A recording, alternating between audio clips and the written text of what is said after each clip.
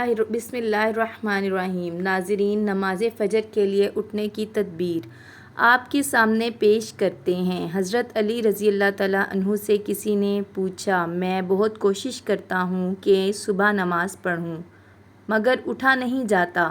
حضرت علی رضی اللہ تعالیٰ عنہ نے فرمایا، یہ نیند کی وجہ نہیں ہے بلکہ تم جو سارا دن گناہ کرتے ہو وہ تمہاری گردن میں توق، ہاتھوں میں ہتھکڑی اور پاؤں میں بیڑیاں باندھ کر تمہیں اٹھنے نہیں دیتا۔ حضرت علی رضی اللہ تعالیٰ عنہ کے پاس ایک شخص آتا ہے اور عرض کرتا ہے، مجھے رات کو ٹھیک نیند نہیں آتی، رات کو سو نہیں پاتا اور جب صبح اٹھتا ہوں تو پورے جسم میں درد رہتا ہے اور وہ درد بڑھتا ہی رہتا ہے۔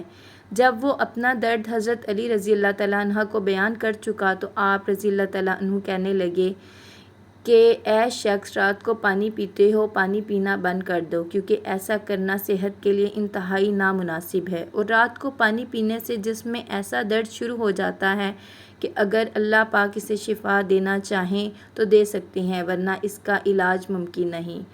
اگر سہولت ہو تو دوپہر کے وقت آرام کیا کریں، یہ سنت ہے، اور اس سے فجر میں اٹھنے میں بڑی مدد ملتی ہے۔ رات کا کھانا جلدی کھائیں اور کم کھائیں، رات کو پانی نہ پئیں۔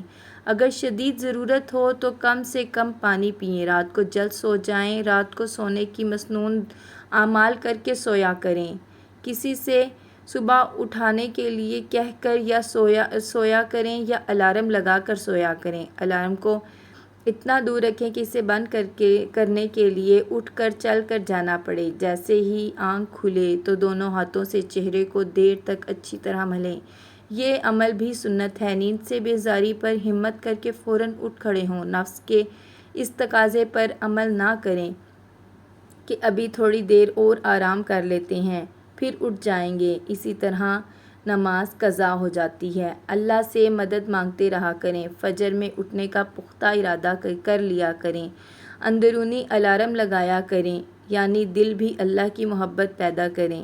رسول اللہ صلی اللہ علیہ وآلہ وسلم نے فرمایا، جس نے فجر کی نماز ایک رکعت جماعت کے ساتھ سورج نکلنے سے پہلے پا لی، اس نے فجر کی نماز باجماعت کا ثواب پا لیا، اور جس نے عصر کی ایک رکعت جماعت کے ساتھ سورج ڈوبنے سے پہلے پا لی، اس نماز کا ثواب پا لیا۔